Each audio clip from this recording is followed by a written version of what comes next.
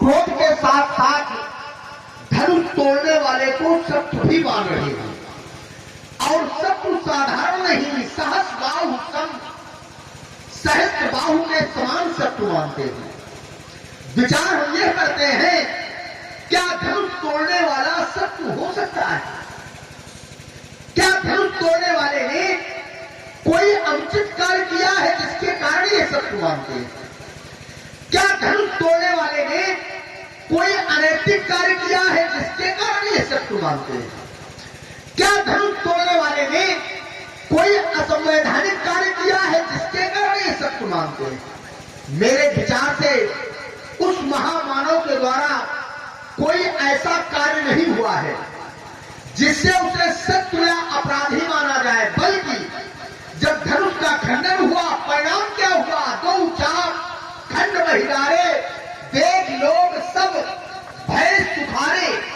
जिस कार्य के हो जाने से सब सुखी हो जाए, जिस कार्य के हो जाने से सब प्रसन्न हो जाए, जिस कार्य के हो जाने से जय जयकार हो, जिस कार्य के हो जाने से पुष्पों की वर्षा हो, ऐसा कार्य करने वाला व्यक्ति कभी भी अपराधी या शत्रु नहीं हो सकता है।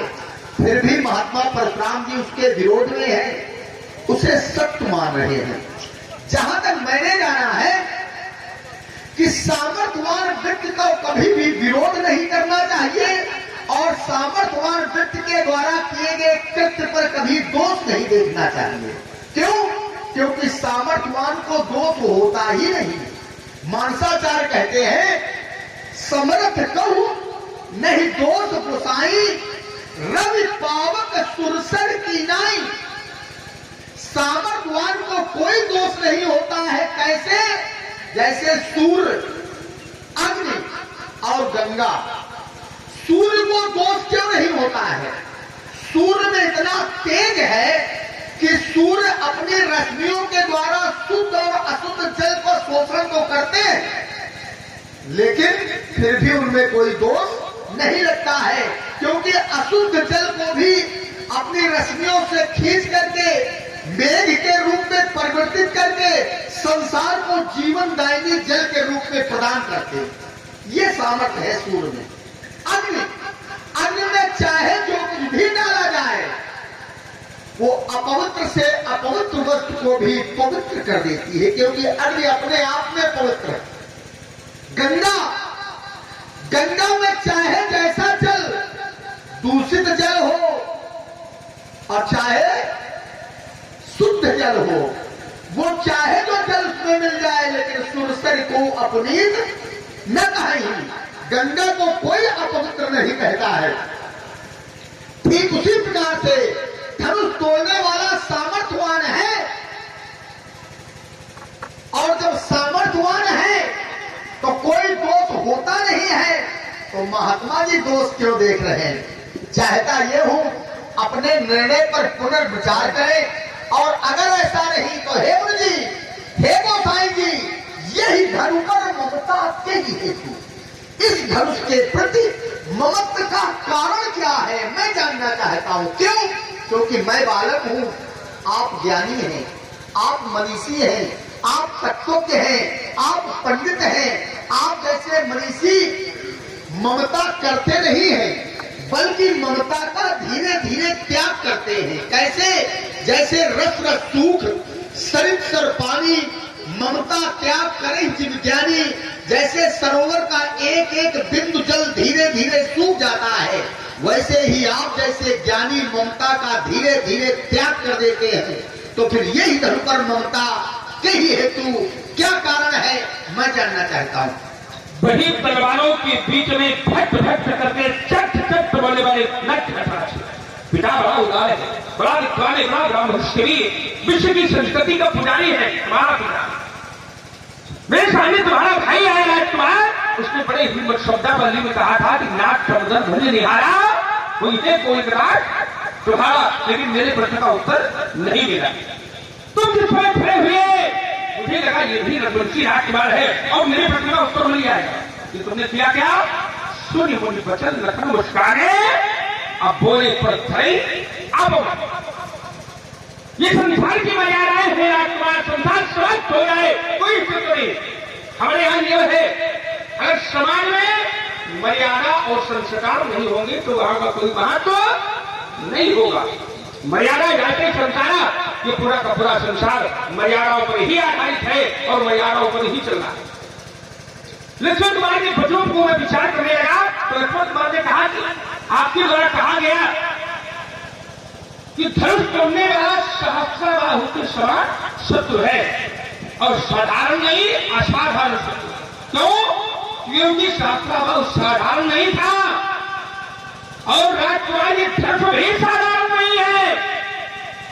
अगर ये धनुष भी साधारण नहीं है, इसीलिए वो शत्रु भी साधारण नहीं होगा, असाधारण ही होगा।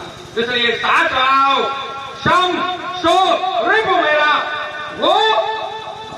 मेरा शत्रु है सहस्राबाहु के समान। बोले कोई धनुष तोड़ करके उसने अनुचित कार्य नहीं किया। धनुष तोड़ने वाले ने धनुष का खंडन करके कोई अनुचित कार्य नहीं किया। ये कैसे स्वीकार कर लिया जाए कि ये कार्य उचित है कि अनुचित? राजकुमार, ये सिद्धांत है। सिद्धांत कभी कभी नौजवान होते हैं और कभी कभी बदल जाया करते हैं। हमारे यहां नियम है, अगर कोई शत्रु सामने खड़ा हो जाए युद्ध करने के लिए, तो शस्त्र उठा लेना चाहिए। और अगर वहीं पर पिता खड़ा हो जाए तो सिद्धांत बदल जाए। तो राजकुमार, तात्पर्य कहने का यह है कि धनुष तोड़ने का कार्य जिसने किया है, तो तुम्हारे कथनानुसार यहाँ पर सब सुखी है, तो जो सुखी है तो कभी कभी वही कार्य किसी के अनुकूल होता है और कभी कभी वही कार्य किसी के प्रतिकूल होता है। इसलिए ये धनुष का तोड़ना, धनुष का खंडन करना मेरे प्रतिकूल है, हमें अच्छा नहीं लगा, हमें अच्छा नहीं लगा, उसका व्यवहार हमारे प्रति उचित नहीं है, इसलिए वो कार्य उसका हमारे मन को नहीं है। क्यों? क्योंकि उसने हमारी दृष्टि में अनैतिक कार्य किया, अनुचित कार्य किया है, असंवैधानिक कार्य किया है। इसलिए वो सहस्राबाहु समसो रिपु मोरा, वो सहस्राबाहु की समान मेरा शत्रु है, इसलिए मैंने उसको शत्रु स्वीकार। और लक्ष्मण कुमार ने कहा कि जो सामर्थ्यवान होते हैं उनको कोई दोष नहीं होता है, समर्थ को नहीं दोष गुसाई और रवि परावत सुरसर की। अच्छा, यदि सामर्थ्यवान है वो कोई ऐसा कार्य करते तो उसको दोष न लगे और दूसरा कोई करते उसको दोष लग जाए, ऐसा नहीं है राजकुमार। भले ही वो सूर्य क्यों ना हो, भले ही वो अग्नि क्यों ना हो और भले ही तुम वो सुरसरी न हो, अगर वहां भी अगर कहीं न कहीं से असंवैधानिक या अनैतिकता के कार्य हो गए तो वहां भी गड़बड़ हो जाएगा और वहां भी दोष होगा। एक बार ऐसा हुआ, सूर्य भगवान शंकर के दो भक्त थे, माली और शिवालिनाथ, और जब सूर्य से उनका एक दूसरे का आपस में विरोध हुआ तो भगवान शंकर ने अपना त्रिशूल चलाया और सूर्य को दंड दिया। तो सूर्य पृथ्वी पर काशी में जाके गिर गया और तो कश्यप ऋषि क्रोधित हो गए। क्योंकि भगवान शंकर ने जो कार्य किया वो अपने दोनों भक्तों के लिए किया और कश्यप ऋषि के पुत्र हैं सूर्य, लेकिन कश्यप ऋषि को वो कार्य अच्छा नहीं लगा, तो ये राजकुमार वहां पर उनको दंड भी दिया गया। तो जो कार्य अनैतिक होगा तो उसमें भी उसको दंड मिलना चाहिए, ये मेरे विचार है। और ये धनुष पर ममता के हेतु, इस धनुष पर ममता का हेतु क्या है? राजकुमार, कोई हेतु नहीं है, ये धनुष मेरा नहीं, ये मेरे भगवान शंकर का है। तो ममता सदैव अपने इष्ट के चरणों में होनी चाहिए। तो ममता का दर्शन गुरुदेव के प्रति है, अपने इष्ट के प्रति है, और धनुष के प्रति श्रद्धा है, आस्था है, प्रेम है। और जहां पर श्रद्धा है तो राजकुमार, अगर श्रद्धा का खंडन होगा, आस्था का खंडन होगा, विश्वास का खंडन होगा, तो वहां पर क्रोध होगा, शांति नहीं हो सकती है। इसलिए मेरे जीवन काल में कोई ममता नहीं, रे मत पालन